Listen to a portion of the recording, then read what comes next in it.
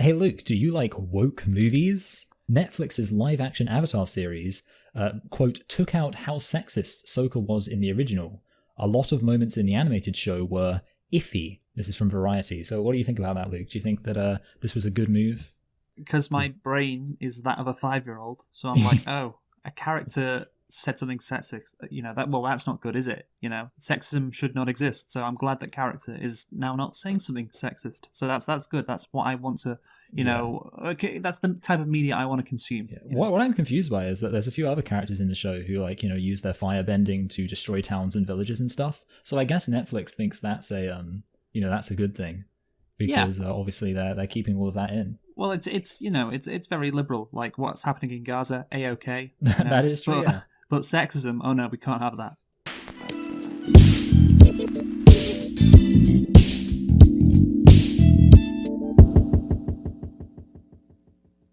Hello and welcome to Select and Reflect, the movie review podcast where we look at films that have come out in the near and distant past. We give them a couple of watches and evaluate them beyond first impressions. I'm your host, Michael, and I'm joined as always by my co-host, Luke. And this week we are anticipating the Oscars by looking at the films that were nominated for Best Picture at last year's Academy Awards. So we're going to be starting off by looking at the movie Elvis. So Luke, why don't you tell us a thing or two about Elvis? Sure thing, Michael. Shall we start off with an Elvis impression? I think we should, Luke. That would be a very good idea. I'm attracted to 14-year-old girls. Oh yeah, I know that because that was the age of Priscilla in the movie. Which you didn't know before. Yeah, now we're doing a retake, so I know it. I can't hold on. I'm caught in a trap. No, what's that show? What about I can't help falling in love with girls who are 2. Oh, just 2. Yeah. Oh yeah, 2 young. What's that fucking show where they catch pedophiles? What's it called? To Catch a Predator, right? Yeah. I'm caught in a trap. I'm on to catch a predator. Because you know how they trap. Yeah. What about Viva Chris Hansen? Viva Epstein Island. That's it, yeah. There you go. So now let us, of course, once we've had fun with that, get into Elvis. This movie, of course, came out in 2022. And we are reviewing it because it was nominated for Best Picture at last year's Oscars. Really? You're telling me a biopic was nominated for Best Picture? Not just a biopic, a musical biopic. Yeah, crazy. It is an epic biographical drama film, co-produced and directed by Baz Luhrmann, and he's Australian, of course. I see. You couldn't tell by my accent. And of course, Baz Luhrmann did Moulin Rouge, Moulin Rouge. I don't know how it's pronounced, but that he did that like 20 years ago. And he's been riding off it ever since. Yeah, which I think did it win Best Picture? I think at the Oscars, Moulin Rouge. Anyway, of course it stars. The story is by Jeremy Donner as well as Baz Luhrmann. It stars Austin Butler, Tom Hanks, Olivia de Jong, Helen Thompson. It came out on June the 24th, 2022, a day earlier in Australia. Baz Luhrmann hooked them up a day early, apparently. And Michael, can you guess what the budget is for Elvis? Yeah, I can. It was approximately 100. It was just 100. No, that was stupid. Was it? I don't know. See, I'm thinking about there weren't that many super famous people in this, but there was Tom Hanks. But I also feel like Tom Hanks isn't like he's not really money motivated, and I feel like. But then they had to do like production design with like making it look like it was in the past. Go on. 100 million feels kind of safe, so I'll go for 100 million. You're close. It was only 85. Okay, good. But fine guess. What about the box office? How much did this rake in? Well, you're saying rake, so obviously that implies a lot. I don't know, like 400 million? No, yes, 400 million. Well, I often just say rake, by the way. I know. But it was 288. Okay. So yeah, again, a bit over, but not bad, I guess, overall. Anyway, Michael, did you like Elvis? No. Well, go on, explain. I thought it was... So I think overall, obviously, there's a classic trap with biopics, which is you just try to tell an entire person's life, and then the movie ends up having no focus and not really having a story. And also, because most people's lives don't fit into a neat kind of story format, either you try and do something interesting, and it did, to be fair, like do some interesting stuff with it in terms of the way they presented things. Which is why, for a musical biopic, this isn't a standard biopic. Now, you were talking to me before how about, this is just like a biopic. but they do some funky stuff with it. Yeah, they do, exactly. They do funky stuff with it. And yes, I mean, it's kind of, I guess, like, so obviously it's kind of like how with Vice they did funky stuff, although it's not as good as Vice. Yeah, I think like I agree with you. They did do some funky stuff with it, but I still think see, for me, I would argue that the funky stuff they did was mostly kind of window dressing, but the actual plot itself, I think, still suffered from the fact that it was basically just, hey, remember Elvis? Here's a bunch of stuff. Like, I don't think you would actually weirdly be changing the movie that much substantively if you got rid of the random scenes where you got the kind of montages, or like Tom Hanks is like breaking the fourth wall. Yeah, I guess you're right, because that is, I guess, kind of window dressing those scenes. But I think it's better than no window dressing, because these biopics, these musical biopics, I mean, we saw it with Bohemian Rhapsody, and that did kind of actually have a story at the end. It was just all made up about how Freddie was coming back together with the band to perform at Live Aid, because he had AIDS. And he had Live Aids. Yeah, he had Live Aids, but of course that's not how it went down at all. So in that biopic, it was just made up. But of course, what's the Johnny Cash one? Walk the Line. Walk the Line, yes. And Because You're Mine. That was parodied in 2007 with the film Walk Hard. Yes. And that is a movie which, of course, parodies many, I guess, musical biopics. Yeah, I guess you'd call it is there, like, do people use the phrase genre parody? They should. If that's not a phrase, then it should be a phrase. It's a parody of that kind of genre. And I don't know if you've seen, Michael, there are commercials and advertisements for a new Bob Marley biopic. Yes, I have seen that. That's playing the old One Love song. And it just looks like the most cookie-cutter biopic you can imagine. That looks like what this movie could have been and what other biopics could have been, which is just, oh, yeah, man, everything's going to be all right, man. Oh, this is how he wrote the song. And, this is how he became famous. Oh, and this is how he died. Oh, that's sad. And this is sad when people die. This is kind of like that, but Baz Luhrmann has such a unique style to him that it makes this movie interesting. And it makes I assume he's gay. Probably. But yeah, it makes this movie entertaining, honestly. For large parts of this movie, I was entertained, even though I know it's not good. I know overall it's not a good movie. I tell you what, it's entertaining. Much like, I guess, carnival attractions themselves, which of course is the kind of the metaphor, the big metaphor for the movie. What we're seeing on screen, is maybe a snow job like Tom Hanks's character, the master, the carnival master. That's what he's obsessed with as well. He's pulling the wool over our eyes, and that's it's the case with this movie as well, because I think about Elvis. Saying the movie, it conned you. Yeah, the movie tries to con you, and it worked on me. No, the thing is, I think about Elvis's character, and I'm like, well, he's just kind of a dumb guy throughout the movie, and we do get some character arcs, with him, and we get some character development, but he's kind of just going through life, really, and you never get to really know Elvis, the character. It's not really a character study, really, and of course it is told from the perspective of his manager. So if you're going to do a musical biopic about, someone like Elvis, yeah, this is how you do it, I guess. And I think there's more. There is a thematic reason as well that goes beyond because there is a thematic reason to make it like a carnival show. Because of course, Tom Hanks's character Tom Parker was this carnival guy, but also, there's a carnival guy. there is also another reason why, because Elvis was, he was like this star that was big and brash, and of course the eighth wonder of the world. Early on in his career, he was, at least, and that really it blew people away. He took America by storm, and so to have a very big and brash biopic kind of works in that regard. But anyway, let us now get into nitpicks. How many do you have, Michael? I've just got one nitpick. Go on. I just thought it was really, inappropriate of them to allow or to kind of rewrite the history so black people are kind of taking the credit for what Forrest Gump did. Oh, fuck. My nitpick was going to be, Tom Hanks also helped Elvis in another one of his movies, which of course was... Good, I'm glad we're on the same page. Which was Forrest Gump. Yes, he tells Elvis that, you know what, Elvis, you should steal music from black people. That's a good idea. Maybe you should do that. And Elvis is like, oh, thank you very much, Forrest Gump. Yeah. That's what happens. And somehow that is one of the best movies of all time. Anyway, that's it for nitpicks and litpicks, right? Yeah. Obviously, the standard biopic thing applies if you can't really nitpick someone's life.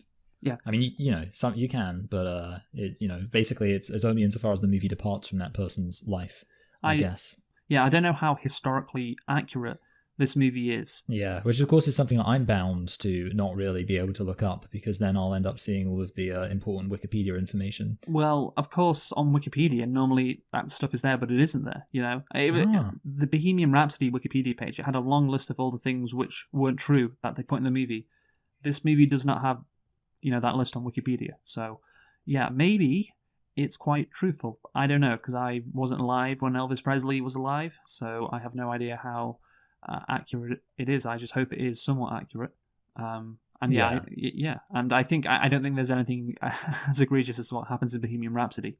Oh, Freddie, you don't tell me you've got AIDS. Oh, That's really funny. I have got AIDS. Oh no, well, God, that's really bad. Why don't we do a big song at Live Aid to make everything better? Okay, that sounds good. There we go. Fixes everything. Yeah. So let us get into the plot of Elvis. So it chronicles the life of the American rock and roll singer and actor Elvis Presley under the management of Colonel Tom Parker. Of all the artists to make a biopic about, I think making a biopic about Elvis makes sense because, like he was the king of rock and roll. It's kind of surprising. I mean, there probably have been maybe biopics. Apparently, there's a biopic about him that's like recent, as in like a biopic that kind of was twinned with this film. Because when I told my wife that I was, watching Elvis, she was like, "Oh, which one is it? The the one starring?" And she said the name of the guy who plays Elvis. I've already forgotten his name. Austin something. Austin Butler. Or is it blah blah blah blah blah? And I was like, "Well, there's two." And she was what's like, the What's the other guy's name? Yeah, let me see if I can find it. Okay, wait. No, go and ask Elvis... her. Go and ask her. Okay, I will. So apparently the other one is called Priscilla. Oh, you're so dumb. You're so dumb. You're so... That was made by Sofia Coppola this year. Ah, Sofia Coppola. And I was going to compare the two. Obviously, we're talking about Priscilla because that movie focuses on Priscilla, Elvis's wife, and that is a dark movie. Jacob Elordi plays Elvis in that movie, and it's kind of about how Priscilla was just neglected by Elvis, which of course is covered in this movie, but not as so it focuses on a more specific aspect of it. And really like how you thought they could have been twins, like because obviously like this movie kind of at the end is like, oh yeah, Elvis, what a great guy, what a legacy, and that movie Priscilla savages Elvis. So it's like, oh yeah, maybe they came out at the same time. No, completely different movie. And I thought this was a Barbenheimer situation. I thought this was Elvisilla, and released like a year later. So anyway. Yeah, and that's the thing. This movie is cookie cutter in some ways about Elvis, but the thing is, it's so big and brash and unsubtle, and I think that's kind of is like how Elvis performs in some way. Why did he get so popular? Because he was just this massive personality, and I think this style would not work for like Simon and Garfunkel, for instance. No, it wouldn't. They're much more muted, I believe they say. And again, it's not like Bohemian Rhapsody either because it's so cartoonish.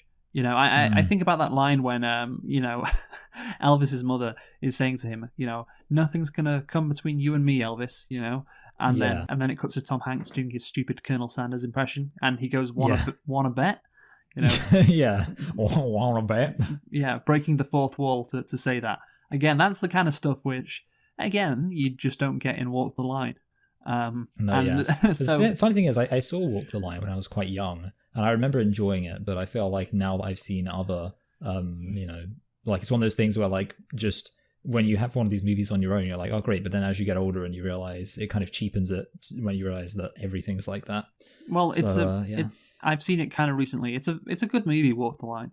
Yeah, like Joaquin Phoenix is a good actor. And well, you of course didn't talk about Reese Witherspoon there. I noticed the female lead who I think got nominated. I saw it when I was young before I knew that women existed. She got nominated for an Academy Award for that performance in Walk the Line. Reese Witherspoon. That sounds pretty woke. Yeah, and I don't think Joaquin Phoenix did. But that right there is, it's a decent movie. It's a fine movie, but again, it's not like this at all. And I just sat back at one stage and think, like we never really get a sense of in terms of like who Elvis is, Yes, that's what I was kind of thinking. Like he just feels like he's being batted around, which of course could work with the nature of the fact that he's kind of being exploited. Yeah, but that is why it works, because that angle is there, and it is told from the perspective of Tom Parker, which does work. His name, of course, isn't Tom Parker. That's a pseudonym. I like how this weird Dutch guy chose like the most boring name possible. But whatever. The point is that Elvis is just like you say, just kind of being battered around, and I think that it'd be weird if there was some really like deep scenes with it. Like what is this Elvis character like? He likes gospel music, and he likes rock and roll. He likes performing, but that's it really. And he wants to be great. It's just very surface level stuff. Yeah. Sometimes you do get surface level stuff in these musical biopics, but at least this one has got a bit of glitz and glamour to it, and that's why bit of pizzazz. Yeah, and that's why you hire a gay Australian director. Okay, right. Anyway, let's talk about what goes on in the movie. So, on January the 20th, 1997, Colonel Tom Parker, former manager of Elvis Presley, has a heart attack and is rushed to hospital in Vegas, nursing a gambling addiction that has left him destitute. Parker recounts the story of how he first met the king of rock and roll. And of course, like I said, it's from the perspective of Tom Parker, this movie, and it's interesting because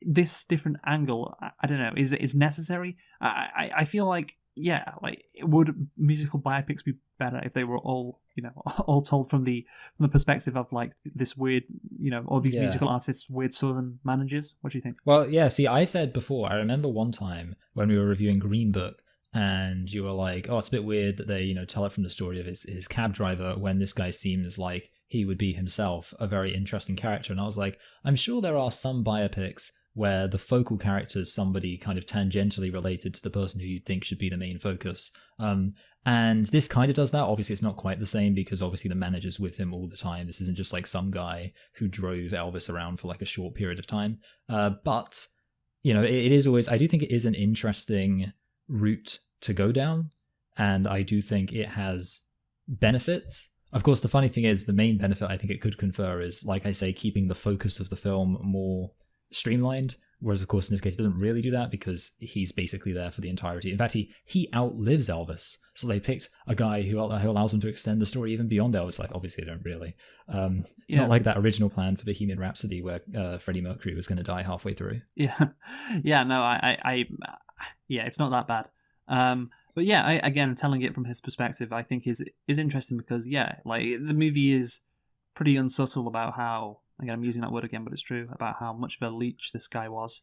Yeah, which I thought was really interesting. Yeah, again, that's good. That makes it unique. And I thought it was funny though because I was like, when I was going into it, I was thinking like, because they kind of start off with ambiguity about that because they're kind of like, he's like, well, I didn't really, like it obviously starts from his perspective, but then by the end of the film, it's just completely like, nah, this guy was a complete jerk and we hate him. Yes.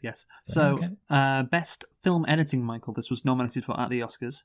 Oh, really? Yes. The editing is wild, and the thing is, sometimes in this movie, the editing is very like right at the start when Elvis is performing in Vegas, and it has like 6 different angles.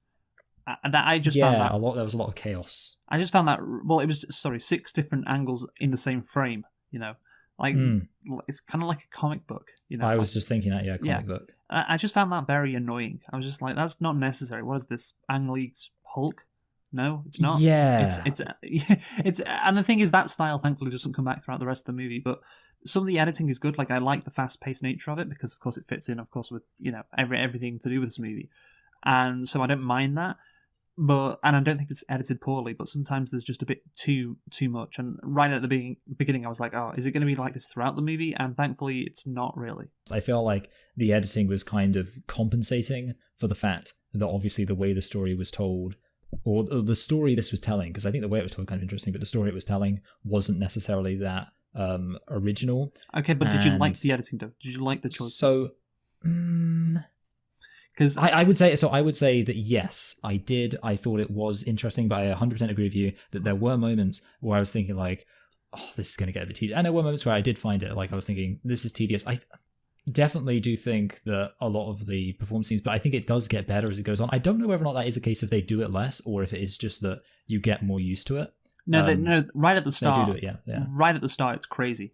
Like, right at the start, and there are some moments that are kind of crazy, but the start is really, like, again, when he's in Vegas and it's like 6 different shots of him on the stage at the same time, and, you can't keep track of anything. It's like, why are we doing this from, like, minute 2? Yeah. So anyway, Manolo Dargis of the New York Times felt mixed about the film being told from Colonel Tom Parker's perspective, saying, "I would have loved to have listened in on Lerman and Hanks' conversations about their ideas for the character. If nothing else, it might have explained what in the world they were after here. I honestly haven't a clue."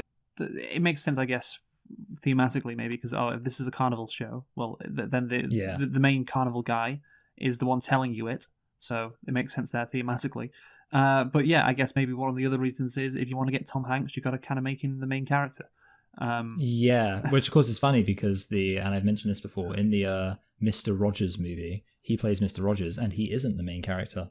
Yeah, crazy. I know. And also, I think in that movie Saving Mr. Banks, he's arguably not the main character, where he plays Walt Disney. So I think I've just destroyed your theory accidentally. I'm sorry, Luke. Well, I'm talking about. I can think of several examples where he's not the main character, and the only example where I didn't say for when he shouldn't have been. I didn't say for all of his movies. I just said for this movie. No, yeah, I'm with you. Yeah, and the thing is, this movie maybe he doesn't sign on. Maybe, I don't know. Well, the other thing is because I guess so. It seems like there's a lot of politics with these biopics in terms of. I mean, obviously, again, Bohemian Rhapsody is a great example where the people who are signing off on it were involved in the story. It seems to me like this movie wanted to present Elvis sympathetically. That is something I was picking up on. That happens, and I guess at the end, and we'll talk about that at the end. Yeah, so I was just thinking maybe one of the reasons why they decided to tell it from the perspective of this guy who you can kind of blame a lot on is that's a good point. For that purpose. Yeah, I mean, I don't think that's the main reason, but that could be another nice reason. Yeah, I like that. So Tom Hanks now. Let's talk about his performance as Tom Parker, because of course I think this is quite infamous. And it just doesn't work. Like, this is one of the reasons why I think there's people kind of mocked and memed this movie, because Tom Hanks as Tom Parker, it's not good because of the voice. Like, the voice is so stupid. Yeah, they should have told us earlier on why he had a weird accent. Would have made it much better. No, I mean, it sounds like Tom Hanks is trying to talk like a baby. That's what yes. It sounds like. Like, I don't care if he sounded like that in real life. It's so bad, and it's just so annoying throughout the movie. And the thing is, he didn't even sound like that in real life at all. So. It kind of reminds me of the whole thing in the M. Night Shyamalan movie After Earth, where basically they had Jaden Smith try to do like a futuristic accent of what humanity would sound like, and it's kind of like, I don't care if that's if you consulted a load of anthropologists and they told you it sounds dumb. Yeah, I know, and this wasn't even true at all. So in a review for IndieWire, David Ehrlich criticized Hanks' portrayal of Parker, calling it a true performance defined by a fat suit, a fake nose, and an accent that I can only describe as the Kentucky Fried Gold member. Like, and the thing is, I don't have a big problem with funny. Like, the prosthetics. But yeah, it could have been better. It's just the voice. It's so bad and annoying. And this, I don't think this movie would have been hated as much if Tom Hanks wasn't just so weird in it, Because I do feel like, going back to last year, people were like, I can't believe Elvis has been nominated for Best Picture. And one of the reasons was Hanks, right? Do you remember that? Yeah. Like, I mean, obviously, his performance, I think, is memeable, which is not really something you want in your serious biopic. And yeah, I do remember people kind of not taking the movie kind of seriously because you have this like goofy performance. And also I think it's like worse because Thomas Hanks, why is he suddenly... Anyway, he's kind of an actor who is often quite serious, I guess. Like, obviously he stars in kind of comedic roles sometimes, but even the comedic roles, like, he's not like a goofy character. I can't really think of any movies he's been in where he's ever been goofy. Philadelphia. But yeah, that's the thing. He's a serious guy who makes serious movies about AIDS. I've got AIDS. All the time. Classic. Everything he says is a stitch. Well, let's talk about Tom Parker as this carnival huckster. Yeah. Do you think it should be okay for an actor called Tom to play a character called Tom? Yeah, sure. That's great. Yeah. Well, his real name isn't Tom, so I don't know. Anyway, so he's this carnival huckster, just like Baz Luhrmann, really. He's a directorial huckster by making me like this movie.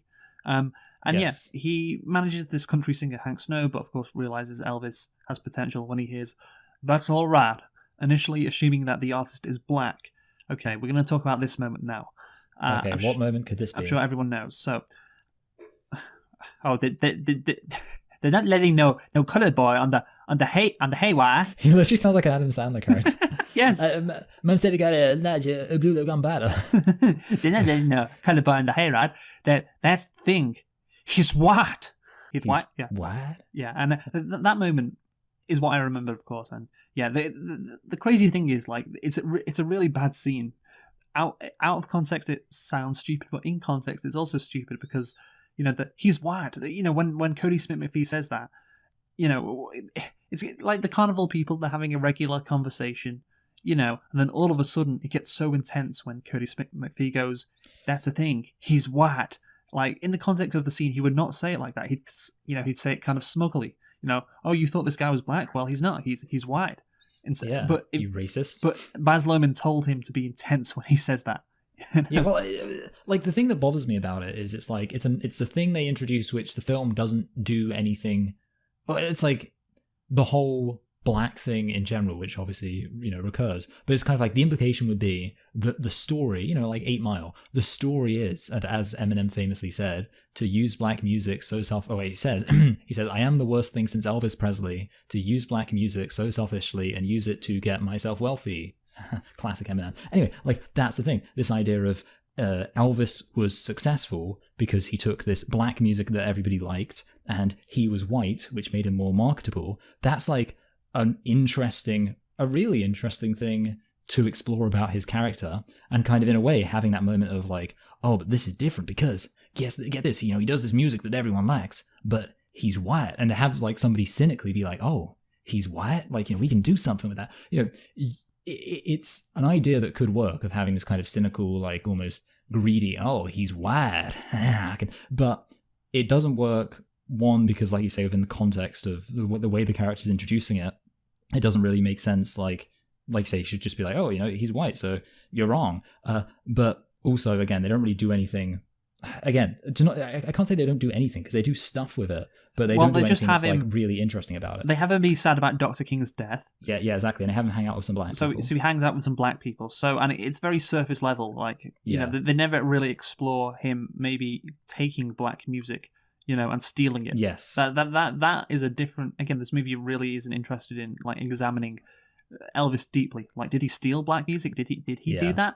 Well, the movie doesn't really ask or pose that question. It's just like, oh yeah, he took inspiration from black music. Isn't that neat? He was the first one to do that, and then and then they move on.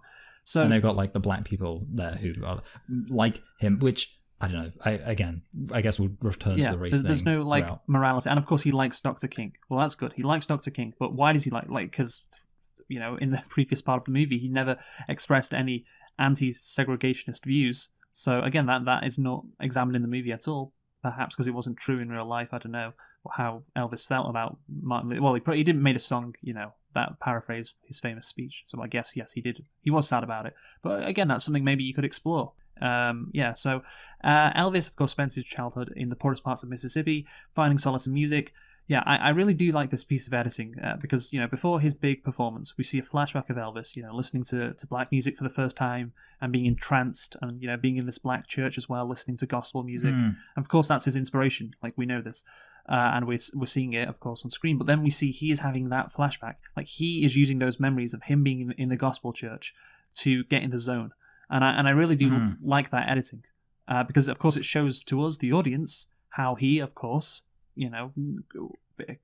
got started down this path, but it also makes sense in the context of the movie why we're seeing it. We're not just seeing it as like exposition, because he's thinking, of those moments in his life. So yeah, I really like that choice, that editing choice. You get me? Yeah. I get you. I think it's kind of creating a link, and a link through editing. I guess it's what editing is supposed to do. It's like it's the Kuleshov effect. Do you think there's anything like at all going on with the fact? Because it's a bit weird that because you could say there's a juxtaposition between the kind of raunchy dancing going on and then the church happening at the same time. But I don't really know if there was any like kind of artistic substance to that juxtaposition. No, I mean, it's just different styles of black music he took inspiration from, I think. Yeah. Like, they're not close to each other, are they? The church and the... Why didn't he see Tupac? Why didn't he see the rappers? Okay. Well, we see Elvis at this Louisiana hayride giving this performance, and of course that is when Parker realizes Elvis can be a star. That's when he realizes he's white. Yes, he hasn't realized yet. Yeah, so he's white. He talks about this girl who shouldn't be enjoying something, but she is, and that's when he knows, this guy can be a great attraction. And this scene is crazy, and I like it. Like, it's set up well, and then you have all these girls who can't control their emotions just spontaneously screaming. And it's so unrealistic. It's ridiculous, of course, but because of how big a star Elvis was, and you're seeing the birth and the shatterings, or shattering of norms of music in America, you can make this scene crazy. You have the license to do that. And of course, it fits in with the style of the movie. So that, the girls spontaneously screaming, I was absolutely fine with that. Yeah. I mean, it's not over the top because not in a normal movie it would be over the top, but because of this. But within the context, of the movie and the context of who Elvis was, like he was different. Like there's no doubt about it. Like I think Tom Parker says I'd never seen anything like him before with the makeup and the clothes and everything. He was different. So you contrast that to Hank Snow, the guy who he's managing. It's just night and day. So therefore you can. Yeah, I think it would have been good if they had some people like really overreacting to his music, just like his kind of mellow country, and like screaming like I'm having an orgasm. Yeah, I know. But you're joking, of course. But that the contrast is and it shows how different Elvis was, how bombastic he was compared to what had come before him. So yeah, that is also why you have a license, and it fits into the style of the movie. That's why you have a license to make that scene ridiculous. Things a bit exaggerated. Yeah, exaggerated. Yes. And that's why I like it. So Parker invites Elvis to accompany him on a tour and convinces Elvis to let him take control of his career, which begins Elvis's meteoric ascent. Yes, he moves from Sun Records to RCA Records, and I do love how Hank Snow dislikes Elvis. By the way, that's very funny. Again, that's like I don't want to perform alongside that guy. Yeah. Also, I do kind of respect how this movie just portrays Tom Parker as a villain. How can I exploit this guy? He's just this huckster. Let's milk Elvis for all he has. He doesn't give a damn about Elvis. Again, it's not subtle at all. And maybe in a better movie, you would expect, in a good movie, you would expect this guy not to be just so purely evil. But again, this, part of, I guess, in carnival attractions, things are quite simple, aren't they? Yeah. I mean, I also think like one thing that is weird, and I kind of feel like this is probably a common thing. I didn't really know anything about this Colonel Parker guy as a character. So, as in, like he's not like somebody who I think is very well known, because obviously everyone knows about Elvis. No one knows about this guy. I do wonder whether or not the fact that most people probably didn't know who this guy was means that the movie kind of has some, like it has more ground to cover. Because, it's obviously about Elvis, and if it was about Elvis, I'm like, okay, I already know everything about Elvis, but by making it about this Colonel guy, you kind of have to work out who he is as it goes along, because you don't really, I didn't know who he was.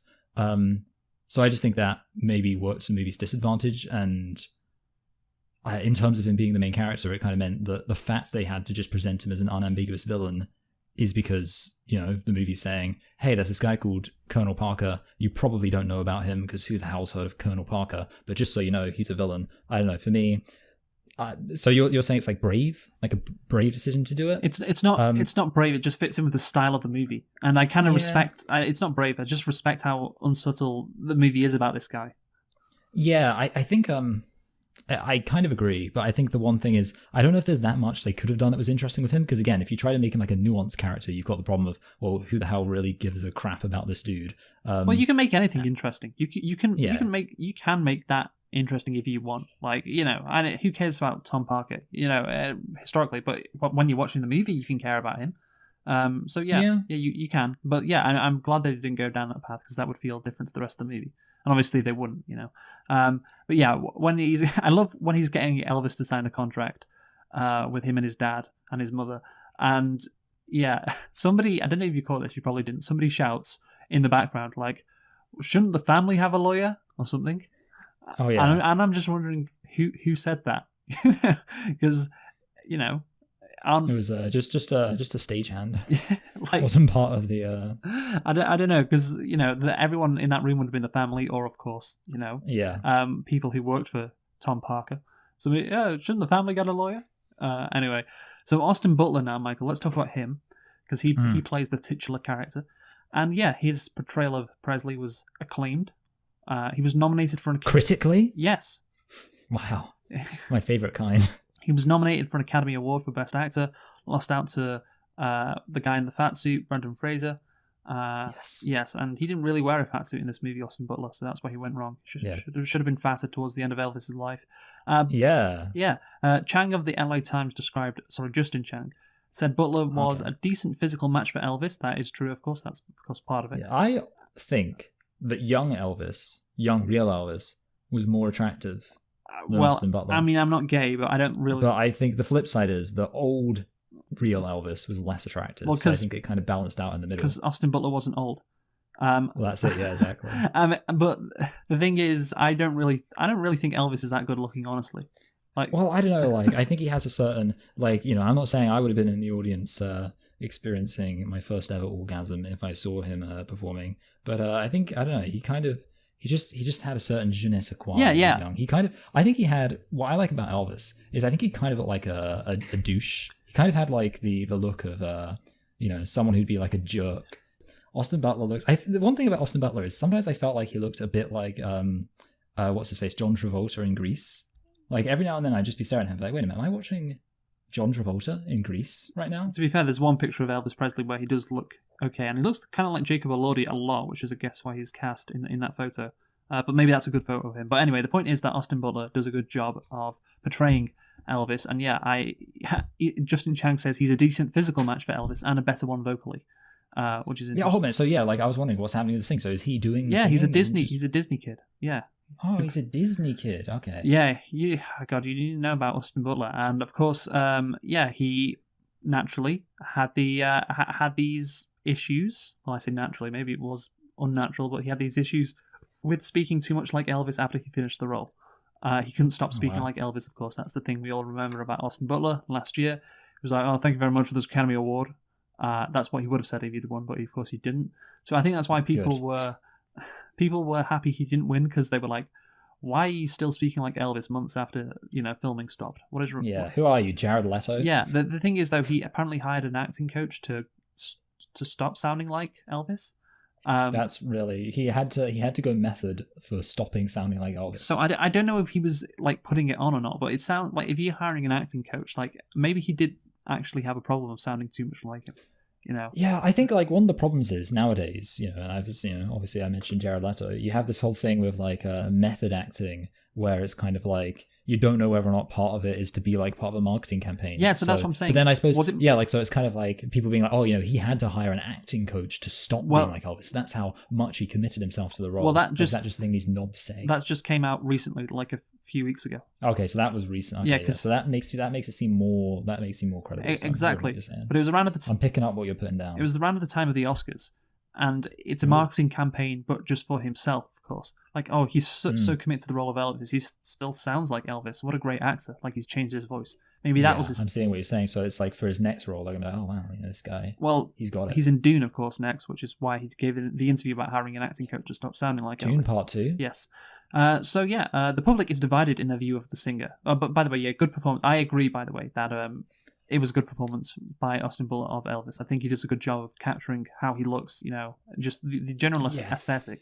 But, I wonder whether or not, in a way, like it's kind of, it was easier because Elvis is such a iconic personality, you can kind of slide into the role easier because, you just put on the outfit and you do the voice. So I guess what I would say is this: I think it was a good performance, but I'm not entirely based on that confident that Austin Butler would necessarily be able to do a role that required more subtle acting and impersonation. I mean, he didn't really get the chance to because exactly. So I'll watch his career with great interest. Yeah, I don't want to wear tails, man. And you can imagine him, as Elvis, saying that kind of stuff. Yeah, and because it is a very unique voice. So as long as you can kind of nail the look and the accent, then you can pull it off, and it's that is Elvis. But of course, I think it's very good. But was it the best performance from a male lead that year? Probably not, because again, you need to go deeper, and this movie doesn't go deeper, so that again probably hurt him. So the public is divided in their view of the singer, feeling that Elvis's music will corrupt white children. Segregationist Southern Democrat Mississippi Senator James Eastland calls Tom Parker to an informal hearing and probes his mysterious past. Again, it's funny, as things get different, they stay the same. Elvis would have been really good for the social media age if they had social media in the 1950s, because he would definitely get called woke for singing black music. I can imagine that. And I love how it's portrayed as well. Again, I love the style of this movie sometimes, and this is very entertaining when Eastland says that white boy, he sings like a. and then yeah, and then they cut it. Yeah, I like that. Yeah. The funny thing about it is, like, obviously, it's mind blowing to think there was a time when Elvis was considered subversive and edgy. Because nowadays, like, if you had a kind of white, kind of racist, conservative person, you would expect them to like Elvis. You'd expect them to go to Memphis and, you know, Graceland and be like, I love Elvis, you know, back in the good old days in the 50s when people just sang music that was, you know, good, decent music. You know, oh wow, you are you saying some, these conservatives are hypocrites, really, and really don't know? Possibly. Yeah, don't know what they're talking about. I guess what I'm saying is that they're constantly in a battle where they're just having to recede. Exactly. Yes. But no, yeah, because it's kind of like, what was I going to say? Oh, it was going to be a really, really 10 out of 10 point about the fact that like you'd see someone who's like a fan of Elvis like commenting under a video by some kind of rapper today, and it'd be like, I hate this stupid thug music. I like Exactly. Elvis back in the day when music, and like 50 years from now we're going to get a movie about, you know, young thug that's going to be like, you know, it's going to be about how he was corrupting the youth, and everyone's going to be like, I can't believe that young thug used to be seen as a corrupting influence. Young thug is of course black. I don't know who Young. Yeah, I kind of just find the name Young Thug funny because it's, you know, it's like a name that's just designed. It's like the name that a conservative made up for him. Yes, but of course the comparison which Post Malone. The comparison which alluded to, of course, is Eminem, which is kind of crazy how you didn't say that considering you already mentioned him.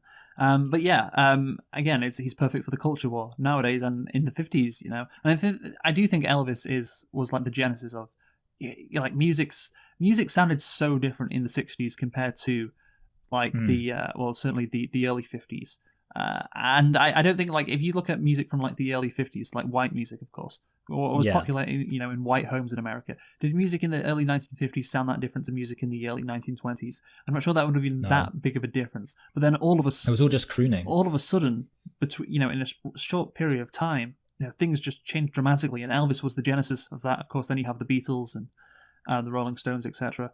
But yeah, I think it's just interesting. Again, that's why biopics can be interesting, because it's interesting to look back and apparently Elvis was corrupting white children, and yeah, I can believe it. So we go back to Beale Street, and so we get some modern day rap music when Elvis is on Beale Street in Memphis. Yes, interesting decisions, some might say. Yes, which I think is unnecessary. I'll say the production design I think is amazing. Yeah. Well, can I say, I like, personally for me, like, rap more like crap, you know? Like, I feel like it was annoying to take Elvis, who's such a good musician, and to throw in this kind of music. It's not really music anyway, is it? Yes, no. I mean, even actually, I'd say hypothetically. Well, Ben Shapiro. It's a yarmulke, homie, no cap. Oh yeah, so you did know that. So yeah, he's come around. I did know that. Ben Shapiro, he likes rap now. So yeah, anyway, when we're on Beale Street, I like the atmosphere that Baz Luhrmann creates whenever we're on Beale Street. But he ruins it by having like a Doja Cat song playing. And I think it's a show, of course. I know why it's there. It's to show what Beale Street was like back in the day, And Doja Cat, is an example of, what would, I guess, hip Black American music. And yeah, so it's kind of it's like what's the word? It's anachronistic, but it's kind of it's an analog. That's it. It's a contemporary analog. Yes, and Beale Street is like what Doja Cat was in the 50s, which is honestly insulting to Beale Street.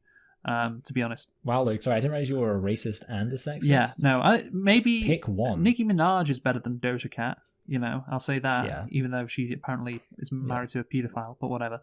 Yeah, also, isn't she supposed to take notes from Ben Shapiro? Oh, maybe. But yeah, the thing is, the rap music, I get why it's in there, but it does take you out of the movie, Yes.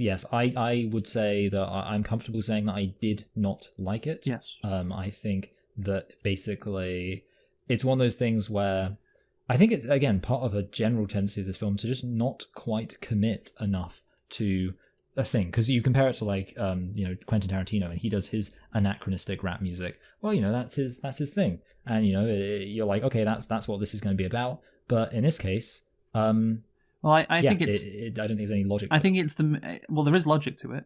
Oh, yeah, I think the logic was bad. Okay. No, the logic is good. This is what I'm saying. The logic is good. It fits in with the style of the film. It's just...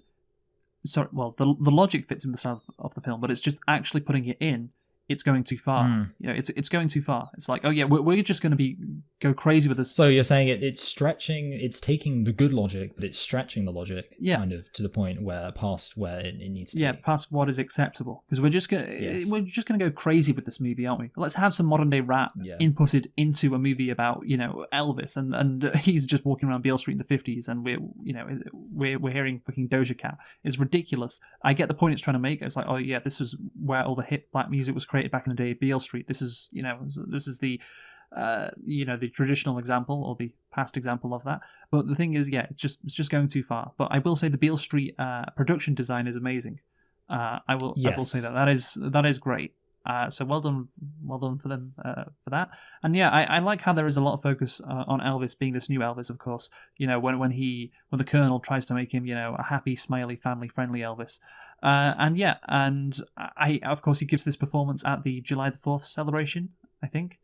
Yes. And that's a great moment. Again, it's very hyper realistic, I feel like a lot of this movie is. So can I clarify, is this the scene where he's kind of like, he's been told to scale it back and like the police are there and all that, and then he decides, I'm just going to fucking go for it, dude. They said I couldn't wiggle. They said I wasn't allowed to wiggle, but... He wiggled his fingers. I'm wiggling my fingers here. But I'm just going to be myself. And again, it's over the top, but it works. And the whole scene is over the top, I mean.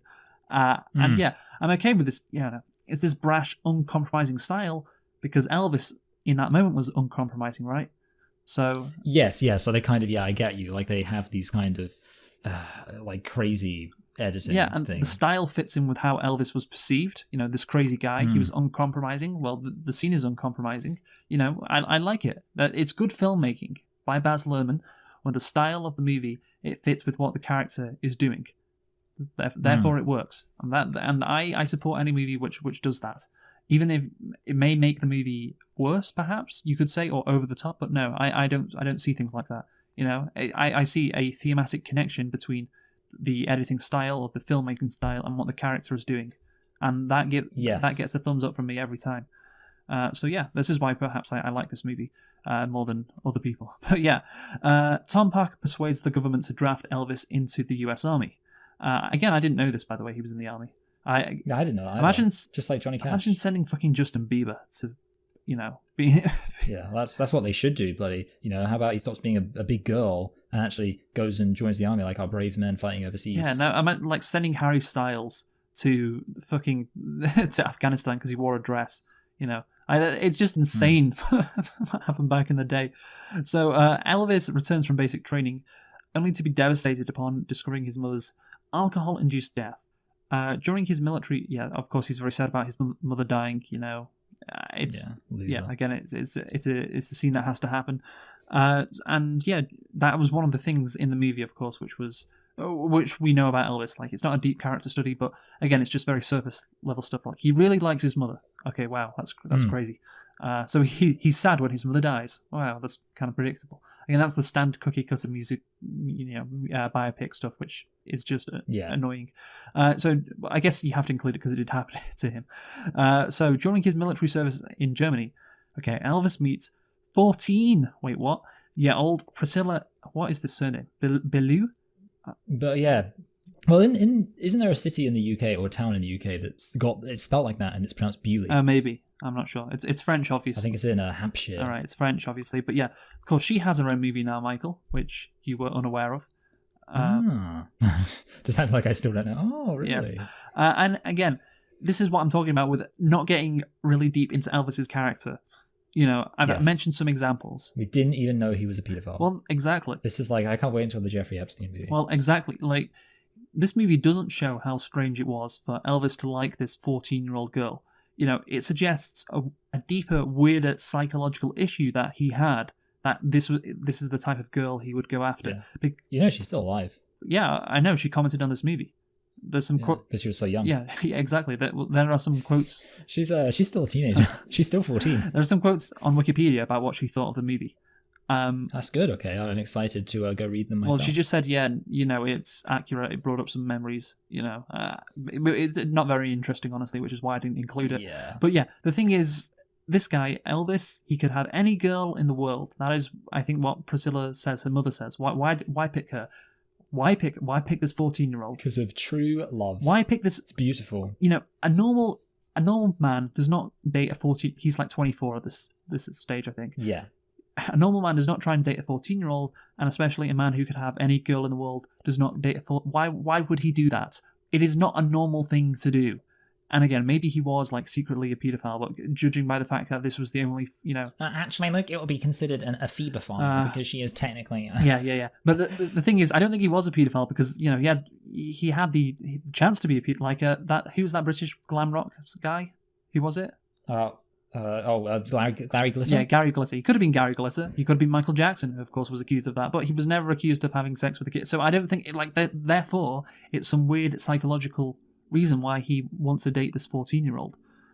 Maybe she lied about her age on her Tinder. And the movie just kind of moves on. It says, or the movie has Priscilla say, well, you were lonely and I'm lonely, so that's why we have this special bond. But again, that's not enough. You need to give me a better reason, and the movie just isn't interested in looking deeper into Elvis. Therefore, we don't know the psychological reason why he was interested in dating a 14-year-old, and the movie isn't interested. And that's something, again, if this movie was trying to be more, if this movie tried to have more substance, then you would definitely have, a scene where this is truly examined, but it's never examined, is it? No, and I 100% agree. I mean, now obviously you've revealed that there's this other movie that exists about Priscilla, so I guess it doesn't matter anymore. We can just all go watch that. But obviously this movie should have focused on that. Well, I mean, I say it's a good thing that should. there's a movie that does focus on that. You say should. The movie doesn't have to, but again, it would be a better movie. It's something they could have looked into. Yeah, and it would be a better movie if it did. I think, it is kind of necessary. Maybe it should have, because it is necessary to Elvis's character to show how fucked up he is.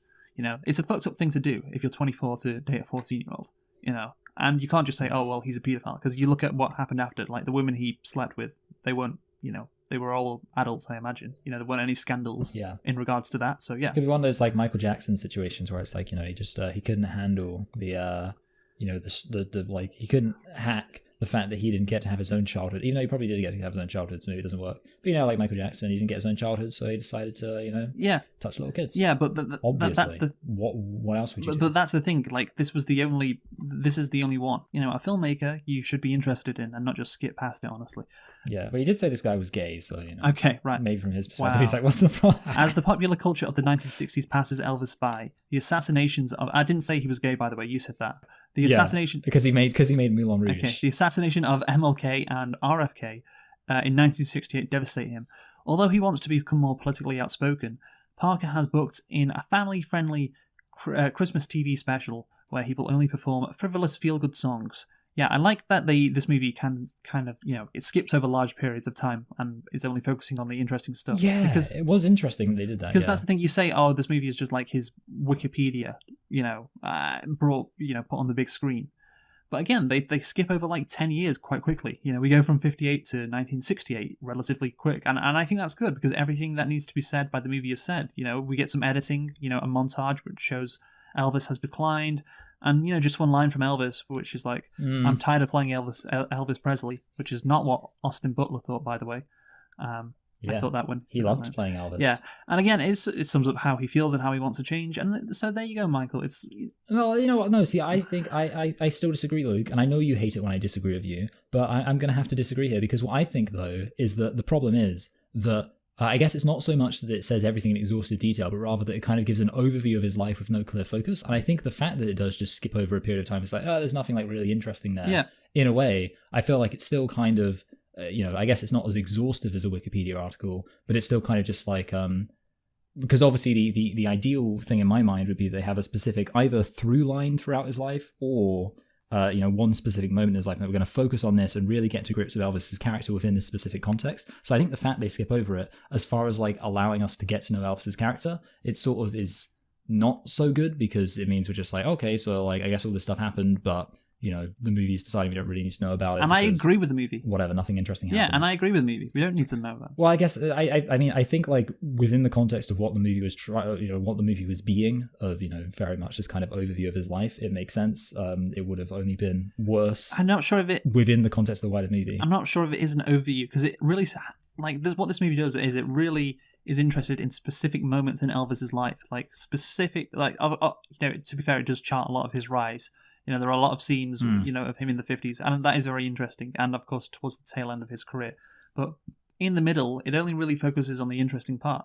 Because Elvis, he had a long life, you need to make these decisions, and well, he actually famously had a quite short life. well, yeah, he had shorter than the average. A long life in the public eye. How about that? Yeah, also probably a long life relative to like a musician in a biopic. Yeah, good point. And yeah, the whole sequence is really well shot and nicely done. I think we of course see his character like come out again.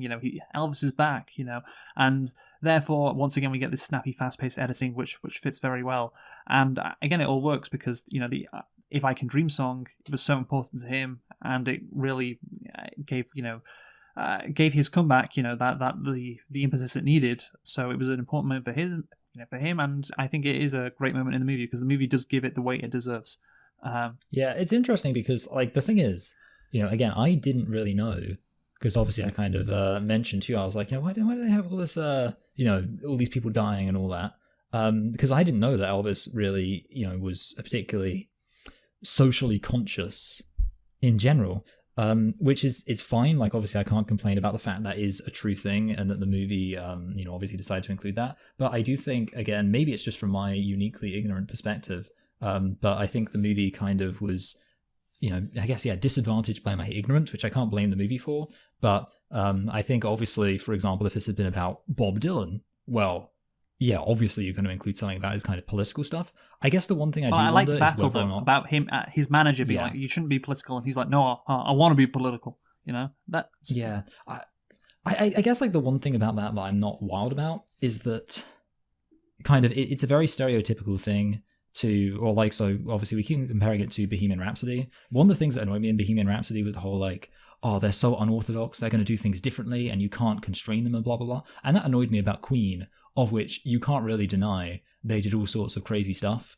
In the case of Elvis, I know that for his time it was groundbreaking, that's worth exploring, but I feel like they lean into it too much from the perspective of modern sensibilities where Elvis... Well, no, you talk about... He was groundbreaking. But he was groundbreaking. That's the thing. You talk about in the 1950s, they portray that, and they portray that well, but I don't think they view like the "If I Can Dream" song as groundbreaking. They view it as groundbreaking for him. Like, it's an important moment for him. And again, that is a difference. And yeah, it's an important moment for his career. It doesn't really say a lot about. I don't think what is interesting that I know that song was popular because I watched a video. It was a while back of like the most popular song in every month in the 1960s. And it's funny, as soon as like I think 1964 comes around, like this foot. It was all No. Oh. No, of course not, Michael. It was all about black people. In 1964. When that comes around, it's like 4 months in a row of the Beatles. Yeah, because obviously Elvis was before. In the early 60s, Elvis, was quite popular. And then all of a sudden in 1969, there's this fucking, Elvis song, which is like, "I Can Dream" or whatever. And I'm like, wait, what? Why is he... Oh, I didn't know that. I didn't know Elvis made this song. I didn't know, this "If I Can Dream" song was something that he was really focused on. But it's true. So, yeah. Again, that's something the movie could have explored more, his views on, segregation and, racial, I guess, oppression in America. But yeah, the thing is, one of the things I'm suspicious about is that he actually didn't have like that strong opinion. Well, he made the song though. This is, and I have no idea. See, this is what I'm thinking. I feel like, he maybe made that song. I guess the thing is, it was popular, so I suppose this is the one thing that counts against it. But I'm thinking like my thought was that one of the reasons they decided to include this from a filmmaking perspective is because they're like, well, we've got to have something that relates it to society in some big meaningful way. And then they were like, he made the song because Elvis made like a butt ton of songs. But this one was again the one thing that counts against that was its popularity. Exactly, this one was very popular, and it's very different to all his other songs, isn't it? So there you go. So I don't think you're correct there because. I'm a fool. Like this was very unique, which is why when I was watching the video, I was surprised. I'm like, well, this is kind of what Martin Luther King Jr. said. I didn't know Elvis was socially conscious. But anyway, Elvis works with Steve Binder to reimagine the special, of course, and it's successful. Afterwards, Elvis headlines at the largest showroom in Las Vegas, the International Hotel. What a awful name, by the way, and resumes concert tours. Parker's it is kind of ironic, though, isn't it? Yeah, I know. Again, because he just stays there. Parker's control of Elvis, his life tightens as he refuses his request for a world tour. Of course, this is the pivotal moment in the movie. The Colonel ropes him back in, gets him to the International, and Elvis says, "Oh, this place is so big, you can get lost in here."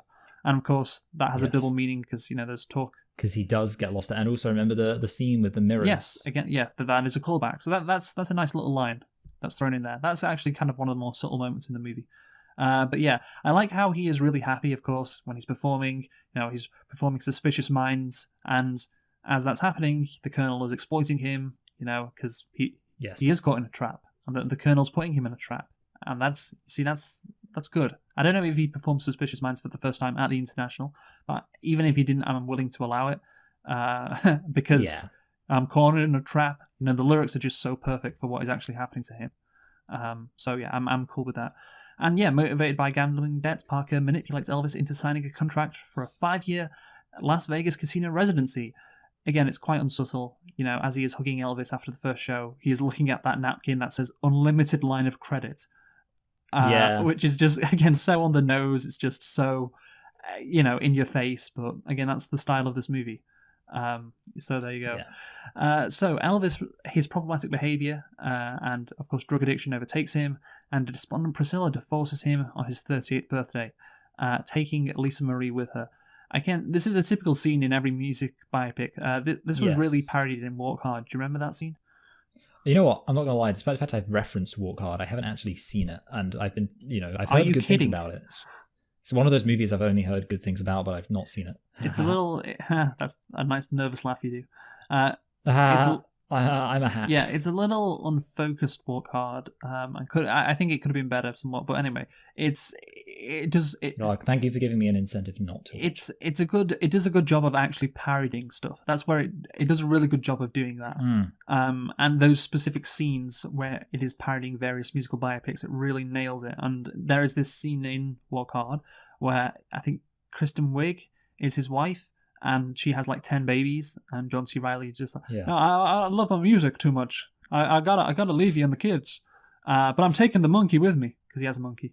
And that's the thing. Like, that right there is something that is a staple of these musical biopics. Or the wife and the husband, or they split up.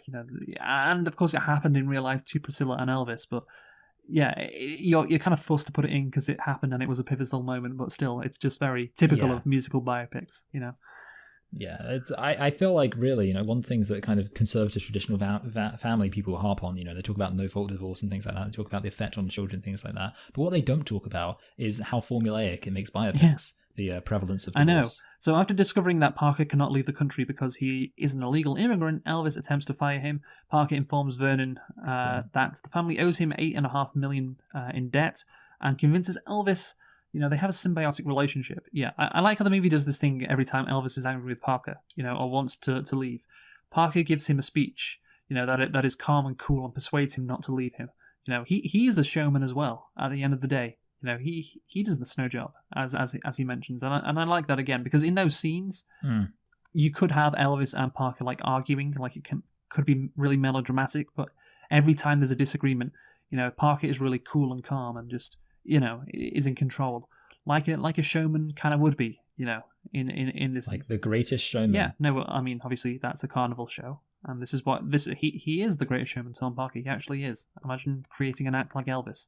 Could fucking Hugh Jackman do that with his weird four-eyed freaks at his show? No. Yeah, I like how they just randomly have the circus scene with all the freaks, as you call them. Well, that's what P.T. Barnum called them in real life. I hope. I really hope. I think he did. I heard he actually called them freaks. So Parker finishes his recollection, remembering one of his final shows on June the 21st, 1977, Elvis's, of course, final shows. And obese and pale Elvis, unable to stand up, sings Unchained Melody and ends the performance to thunderous applause. In Parker's estimation, what really killed Elvis was neither his heart attack nor his drug-related suicide, as some believe, but rather his love for his fans. The movie agrees with him, I think. That's the thing. Like, he was addicted. Yeah, that is a weird thing. He was addicted to performing, and that montage at the end with the real footage, that suggests that is what he was, like a performer. He was a performer before anything else, and he always gave it his all on the stage. And Colonel Tom Parker was apparently correct in his assessment. I guess that's what the movie is saying. That's what really killed him.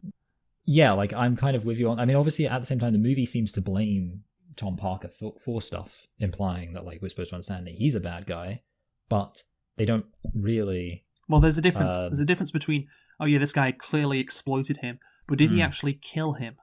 You know. Yeah, I get, yeah. No, yeah. So, but yes, insofar as it says that, I don't know if.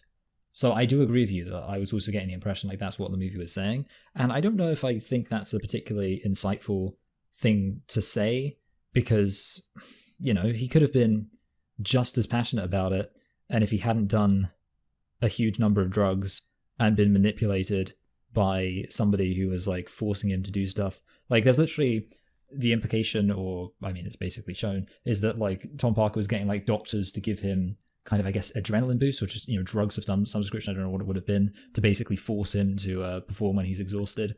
I'm gonna guess that if Elvis died at 42 from a heart attack, chances are being given drugs in order to work yourself really hard even though you're exhausted might have more to do with it than the fact he just liked music and performing. The movie was not specific about what drugs he took, because of course I think he has an adrenaline shot. That's what the doctor gives him, but there's not adrenaline shots aren't the only drugs, So yes. I mean, again, the biggest drug of all is fame.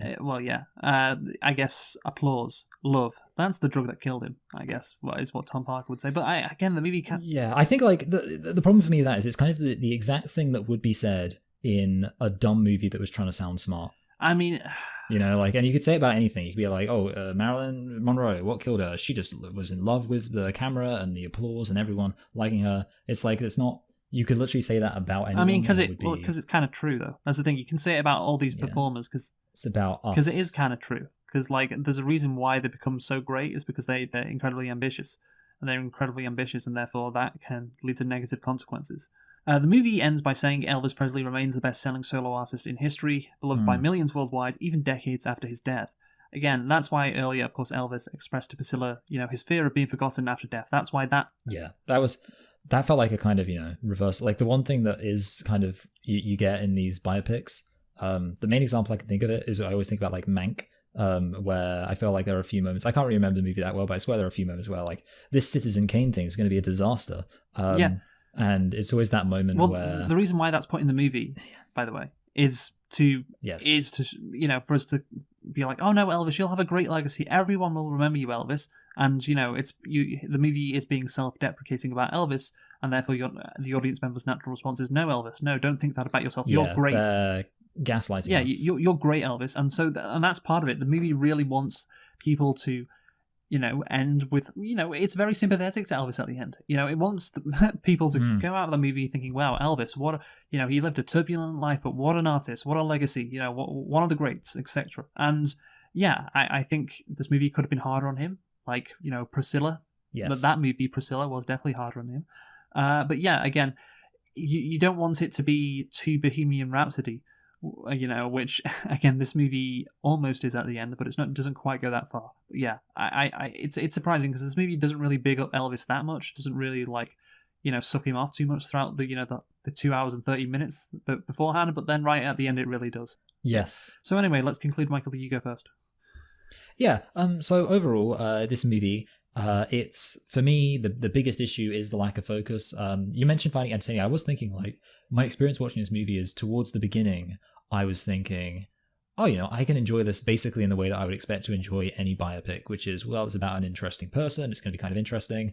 But about halfway through, I was thinking, no, okay, like I'm really not that into this, just because in terms of the characterization, I don't think it works because there's not enough room to breathe. In fact, actually, the one thing, of course, we were speaking about Oppenheimer last week, and I kind of said, I like a movie sometimes that's quite slow-paced, that takes its time, that gives things room to breathe. Don't compare this to Oppenheimer.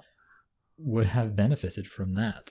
The other thing we kind of didn't mention is like the one thing that I found really weird is that they never play a little less conversation, a little more action, which is such an Elvis banger. It was kind of surprising to me their usage of Elvis music. I think the most famous Elvis song is Hound Dog, which obviously he didn't write. Yeah, they do play that. Yes. Weirdly, they play Jailhouse Rock. They don't play it as much as I would have expected them to, which is weird because I feel like I'm right in saying that it does feature in the movie Walk the Line, because Johnny Cash is like, I wish I could, do an edgy song like what Elvis does. Anyway, it was interesting with the editing. But for me, I'm still comfortable describing the kind of interesting editing as basically just window dressing. And overall, I don't think I would have any interest at all in watching this film again. I'm just going to give it a high 4. Oh, wow. Because I think it's kind of average. It's, in my view, it's average. And then you add on top of that the fact that it's long enough that it became tedious. Okay, well, so that knocks it down just below the average. I'm going to give it a 7. Because again, I think, yes, this movie could have been deeper. Elvis, why was he so infatuated with Priscilla, this 14-year-old? That's interesting. What did Elvis really think about, MLK, and whether he stole black music? The movie could have been deeper in those kind of areas. And yeah, there is a lot of surface level stuff. But then again, you have some nice, themes going on with how the style and Elvis, his actual emergence onto the American music scene. And yeah, again, all the crazy editing and the window dressing, as you like to say, well, it kind of works because I was entertained. And of course, that fits in with the theme because, yeah, Colonel Tom Parker was this carnival huckster. So yeah, you can therefore make your movie kind of hucksterish, and that works. I like it when the style connects to what the themes or the characters that we see in the movie. So yeah, it gets a 7 from me. I don't hate it. I think it's actually kind of good, but not great. And I don't think it should have been nominated for Best Picture, but I can see why. But yeah, just a 7 out of 10. Anyway, Michael, what are we doing next week? Well, next week we're going to have to be trouncing out to our 3D IMAX Just say. cinemas because we're going to be reviewing Avatar: Way of Water. Yes. Goodbye.